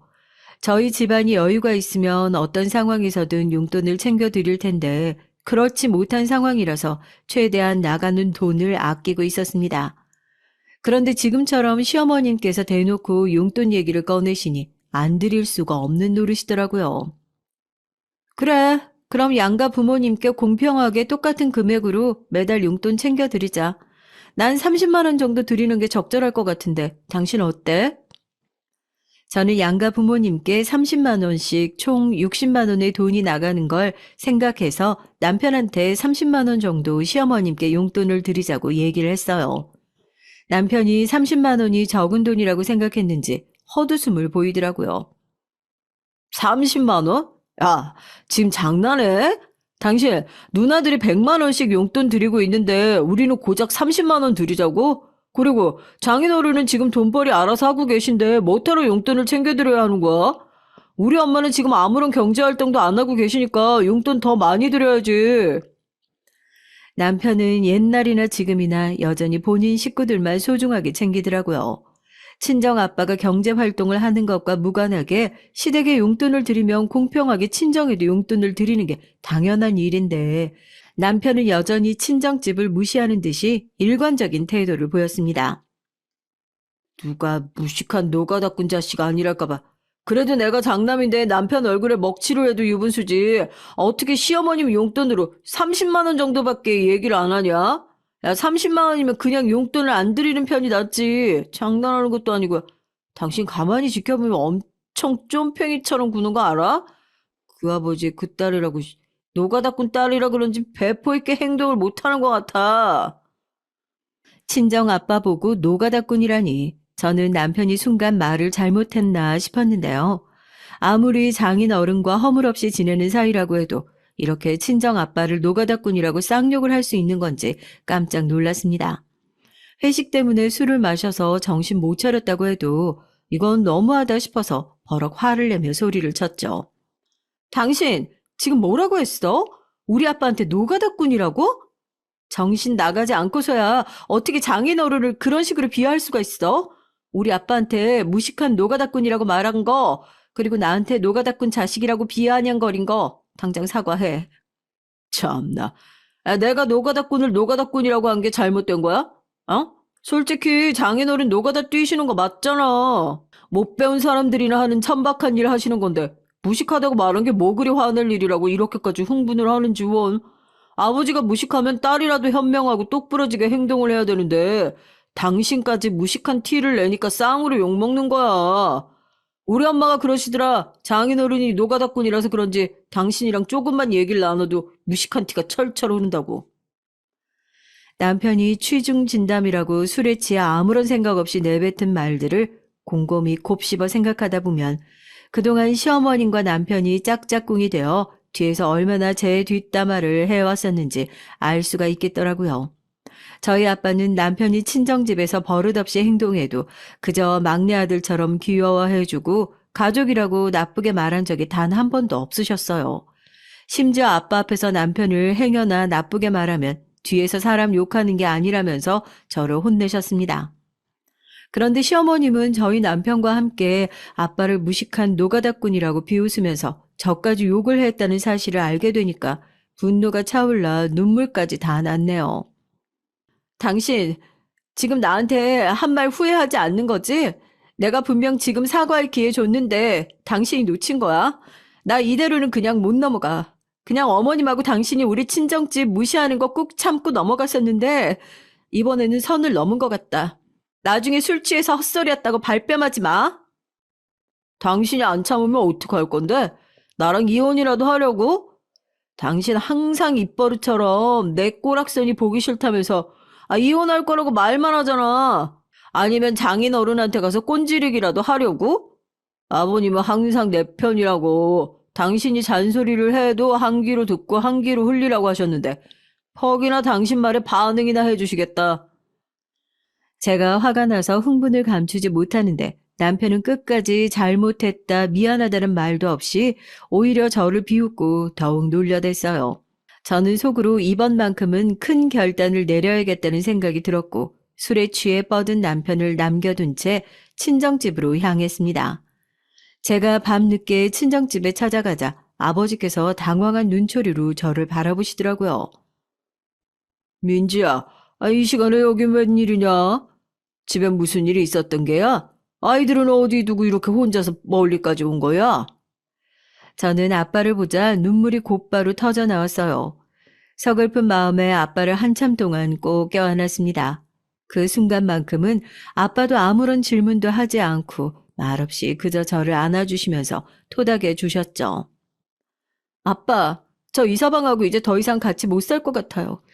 그동안 시어머님하고 이서방이 저를 못 살게 굴어도 애들 생각하면서 모두 참았는데 이제 저희 집안을 우습게 보고 쌍욕까지 하는 걸 보면서 이런 사람들하고 한 식구로 살아갈 수 없겠다는 생각이 들었어요. 잘 사는 모습 보여드려야 하는데 못난 모습 보여드려서 정말 죄송해요. 민지야, 이혼이라니. 갑자기 그게 무슨 말이냐. 이서방이 아무리 철딱서니가 없더라도 가정적이라고 생각했는데 사돈하고 어떻게 못 살게 굴었다는 거야. 그리고 우리 집까지 쌍욕을 했다니. 그동안 사돈하고는 왕래도 거의 안 하고 지냈었는데 뭘 가지고 쌍욕을 했다는 건지 아빤 도무지 이해를 못하겠구나. 결혼하고 남편하고 셀 수 없이 투닥거리면서 싸웠어도 친정집에는 속상하실까봐 남편하고 싸워서 이혼하고 싶다는 얘기를 단 한 번도 꺼낸 적이 없었어요.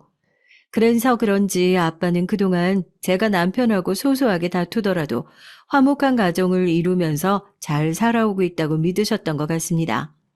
그리고 시어머님이 저한테 시집살이를 시키고 있었던 사실을 전혀 모르고 있었던 터라 제가 이런저런 얘기를 털어놓자 깜짝 놀라시더라고요. 오늘 이서방이 뭐라고 했는지 알아요? 저한테 무식한 노가다꾼 자식이라면서 비아냥거리더라고요. 아빠는 막내 아들이라고 버릇 없이 굴어도 받아주시고 가족처럼 대해줬는데 어떻게 아빠한테 노가다꾼이란 얘기를 할 수가 있어요? 시어머님이 먼저 저한테 노가다꾼 자식이라고 무식한 티가 철철 흐른다고 남편한테 얘기를 했다고 하는데 그 엄마의 그 아들이라고 이제 더 이상 그런 집안의 사람들하고는 상종도 못할 것 같아요. 제가 그동안 있었던 일들을 솔직하게 털어놓으면서 울먹이자 아빠가 그제야 상황 파악이 되셨는지 제 손을 따뜻하게 잡아주시면서 말씀하셨습니다. 우리 민지, 그동안 많이 힘들었겠구나. 엄마를 그렇게 떠나보내고 나서 내가 더 너한테 신경을 썼어야 했는데 아빠가 미안하다. 우리 하나밖에 없는 예쁜 딸이 그렇게까지 힘들어했는 줄도 모르고 아빤 눈치도 없이 그저 네가 시댁 식구들이니 남편이니 안 좋은 소리를 할 때마다 속마음도 털어놓지 못하게 혼내기만 했던 것 같구나. 아빠는 도리어 저한테 그동안 옆에서 챙겨주지 못해서 미안했다면서 사과를 하셨어요. 아빠의 그런 모습을 보고 있자니 무식한 노가다꾼이라고 쌍욕을 했던 시어머님과 남편이 떠올라 다시금 화가 차올랐습니다. 누가 누구 보고 무식하다고 욕을 하는 건지 두 사람한테 본때를 보여주고 싶었지만 그런데 그때 아빠도 시어머님과 남편한테 화가 단단히 나셨는지 저한테 한 말씀 하시더라고요. 민지야, 이서방하고 네가 이혼을 한다고 하더라도 그동안 우리 집안을 무시하고 무식하다고 쌍욕한 사돈과 이서방을 아빠는 도저히 가만두지 못할 것 같구나. 오늘은 너무 늦었으니까 일단 자고 일어나서 내일 아침 일찍 너희 시댁으로 함께 가자꾸나. 그렇게 저는 아빠가 말씀하신 대로 그 다음날 아침 아빠가 평상시 몰고 다니시는 레미콘을 타고 시댁으로 향했어요. 항상 시댁에 제대로 맞서지도 못하고 당하고만 살았었는데 이번에는 아빠와 함께 시댁으로 쳐들어가니까 마음 한구석이 너무 든든하더라고요. 그리고 묵직한 레미콘을 타고 가니 마치 전쟁터에 탱크를 몰고 가는 듯한 느낌까지 들었습니다. 시어머님 댁이 주택이라 집 앞에 레미콘을 주차하고 저는 먼저 내렸는데요. 아빠도 함께 내리실 거라고 생각했는데 저한테 잠시 기다리라며 손짓을 보내시더라고요. 그러더니 시어머님 집 현관 앞에 시멘트를 한가득 들이부었습니다. 저는 깜짝 놀라서 아빠를 쳐다봤죠. 그 순간 밖에서 큰 소리가 들리니 시어머님께서 무슨 일인가 싶어 나오시더라고요. 그리고 눈앞에 벌어진 광경을 바라보시고 경악을 하셨습니다. 집 현관에 이제 막 레미콘에서 나온 말랑말랑한 시멘트가 흥건하게 쌓여있는 모습을 보고 시어머님께서는 소리를 지르셨어요. 그리고 그 앞에 있는 저와 아빠를 발견하셨고요. 예, 민지야. 이게 지금 무슨 일이야? 사돈은 여기 어쩐 일이세요? 아니, 우리 집 앞에 서 있는 저 레미콘이 설마 사돈이 몰고 다니시는 레미콘 아니겠죠? 어떤 미친 사람이 우리 집 현관에다가 시멘트를 들이부은 거야? 사돈, 오랜만에 뵙겠습니다. 제가 그 미친 사람입니다. 예? 아이, 사돈께서 우리 집 현관에다가 시멘트를 들이부으셨다고요? 뭐 때문에 저희 집 현관에다가 이런 짓을 하신 거예요? 아이고, 정신이 나가지 않고서야 어떻게 사돈 댁에 해괴망측한 짓을 할 수가 있어요? 이거 다 어떻게 하실 거예요? 네? 시멘트 들이붓는 바람에 저희 집 현관이 다 엉망진창이 돼버렸잖아요. 시어머님은 화가 머리 끝까지 났는지 저희 아빠한테 소리를 고래고래 지르셨고 그때 집안에 있던 남편이 나왔습니다. 주말이기도 하고 제가 어젯밤에 그렇게 집 밖을 나가고 나서 남편이 아이들을 혼자서 돌보기 힘들었는지 시어머님 댁에 아이들을 데리고 갔더라고요. 사돈, 현관이 엉망진창이 돼서 많이 속상하시죠? 사돈은 현관이 엉망진창돼도 그렇게나 속상하신데 저는 우리 딸아이가 밤늦게 찾아와서 시어머님하고 남편 때문에 힘들다고 울고 있는데 그 모습을 지켜보면서 얼마나 속상했겠습니까? 저보고 무식한 노가다꾼이라고 하셨다면서요? 무식한 게 뭔지 제대로 보여드리고 싶어서 이렇게 멀리까지 레미콘을 운전하고 와서 사돈댁 현관에 시멘트 좀 들이부어드렸네요. 장인어른, 아무리 그래도 이렇게 막무가내로 저희 엄마 집까지 찾아오셔서 이러시면 어떡하세요? 당신은 장인어른 안 말리고 옆에서 그냥 지켜보고만 있었던 거야? 저 어제 별것도 아닌 일로 혼자서 삐져서 나가더니만 결국 장인어른까지 모셔와서 이 사달을 만들고 대체 당신은 뭐 하는 사람인 거야? 남편은 어제 본인이 잘못한 일은 생각도 안 하고 저한테 여전히 사과 한마디 없이 따지고 들었습니다. 그 순간 아빠는 화가 잔뜩 나셨는지 저를 대신해서 온 힘을 다해 남편의 뺨을 치켜 올리셨어요. 막내 아들처럼 철딱선이 없어도 가족이라고 감싸주고 잘 대해줬는데 감히 네가 우리 딸을 함부로 막대해? 결혼했으면 엄마 말 들을 게 아니고 아내 말을 들어야지. 언제까지 엄마 치마폭에 숨어서 그렇게 아내를 힘들게 할 건가? 민지가 자네하고 이혼하고 싶다고 하는데 나도 찬성일세. 당장 우리 딸하고 이혼하게. 아빠는 동네방네 모두 들릴 수 있도록 큰 소리로 이혼하라고 소리를 쳤고 동네 사람들이 한두 명씩 몰려들어서 저희 집안 일을 구경하기 시작했어요. 시어머님은 외부 시선을 느끼셨는지 조용한 목소리로 말하시더라고요. 사돈, 오늘은 일단 돌아가 주세요.